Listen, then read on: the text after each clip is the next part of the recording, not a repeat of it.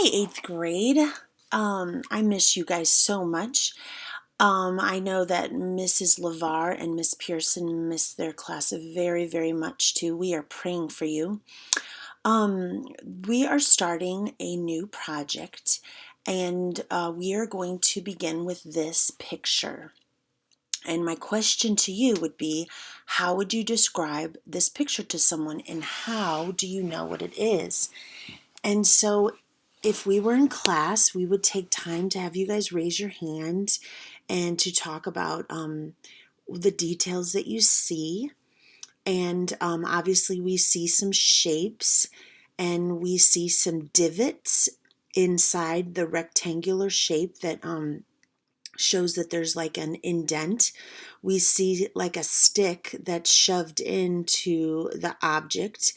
And although we see no color, we can tell what it is by the shape of it and by the shading. And that word in art is actually called value. The elements of art are line, space, shape, color, texture, form, and value. Value is the lightness or darkness of tones or colors. White is the lightest value and black is the darkest. And value is everywhere. I know that that picture was in black and white, but there's value, there's lights and darks in the trees and even in grasses and in your face and even in snow. There's lights. It was snowing so beautifully today, and there's lights and darks in mounds of snow, and it's all because of light. I hope some of this is familiar for those of you who took art last year in seventh grade when we did that project where you chose the 4-letter words and you did those cool letters inside the boxes, and you used a pencil and you made lots of shapes using value with your pencil. So this is just a follow-up on that project, but we're going to do something very cool and exciting. But to continue to review, in drawing, value is used to create depth and dimension. So these shapes are literal shapes. There is no depth, no dimension. They are flat and they almost look like stickers. But when you add value, it makes those shapes look three-dimensional. So the highlights and the dark parts, which is called the core of the shadow, and the cast shadow and the midtones, these are all maybe new words to you, but that all is creating and revealing value to show form, which is making it look three-dimensional. And just to remind you, it can also be in color, so do not think that it's just in black and white. So here's that same picture in color. All right, you have to have light to have value, and light shows highlights and makes shadows, exposing shape.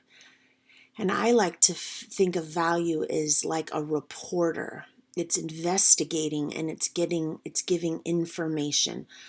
The more information you give, the more value there is. So here is a sphere with this is the highlight, and then there's the core of the shadow here. Here's the cast shadow. This right here is called the reflected light, and this here is called a value scale. This is a very big one. Let's see, 1, 2, 3, 4, 5, 6, 7, 8, 9, 10. 10 scale, value scale. And you can make them smaller. You can have 5 or 6 or 7 or, even 3. But this is white and this is the black, and it goes from light to dark. This is all value. All right, so let's look at something. Here, this is a 5-point value scale. But here's an egg, and we can totally see that it's an egg, and there's a lot, it looks three-dimensional. But if you add more value, so you add more darkness to have contrast of the light, because we can't make the white of the paper any whiter. The only way to make this look lighter is by making these places darker. So the more you show, the more three-dimensional the object looks. Okay? So back to that. That's how we get from this to this, is by adding all of these midtones. Now, this is done with pencil, but I'm so sorry. Here's a photograph of a rose, some clouds, and some rhinoceroses. Rhinoceroses. Whatever, I don't know. I'll Google that later. But if I do it in pencil, excuse me, see, here's my value scale, white to dark, and all of these in between. If I did those things in a pencil, you would see all these lights and darks just like in these. But we're going to move outside of pencil, and you guys are actually going to use a pen for this. Now, if you have a thin Sharpie marker, or like a Bic black Sharpie marker or black marker, this would be a great opportunity for you to use that. But a pen will work. Get a good one. All right, now check this out.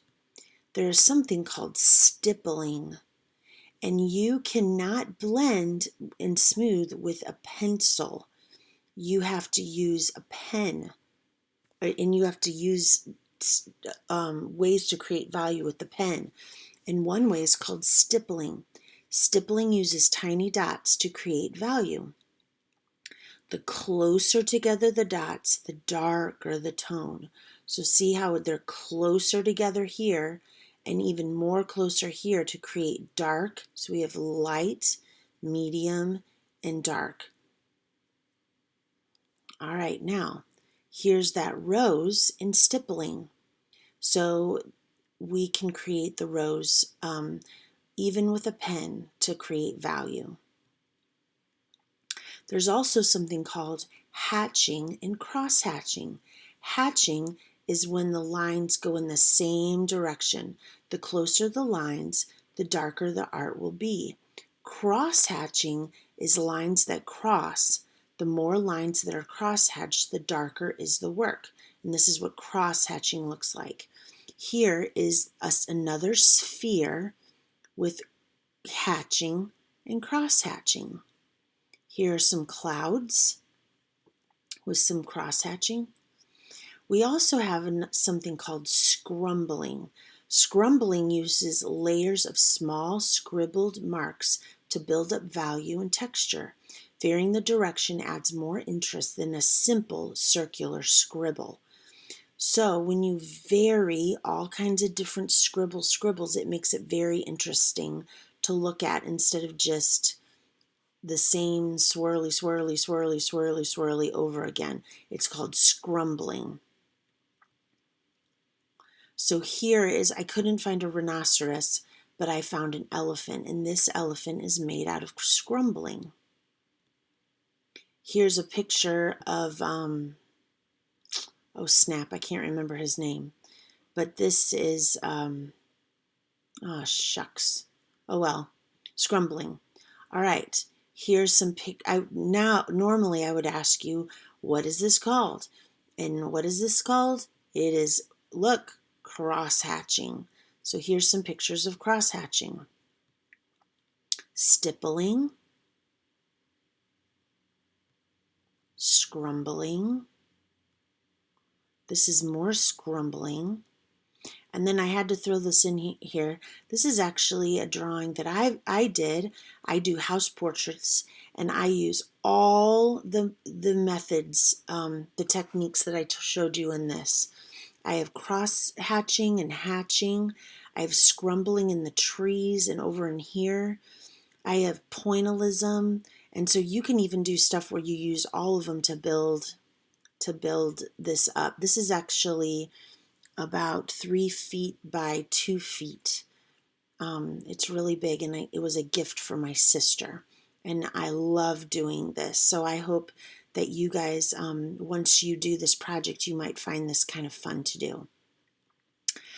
Now, what we're going to do is, and you can't see this very well, but we're going to attach this worksheet to your homework, and what you're going to do, and I'll show you how to do it in a little bit, but you are going to practice your techniques in these boxes, all right?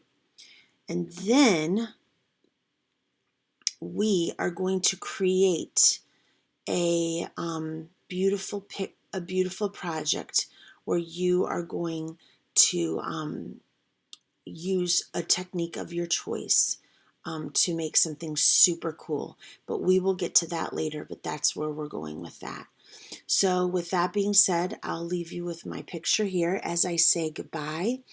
And there will be much more fun to come, and I can't wait to continue to teach you and be with you through this project. All right, I love you guys. Bye.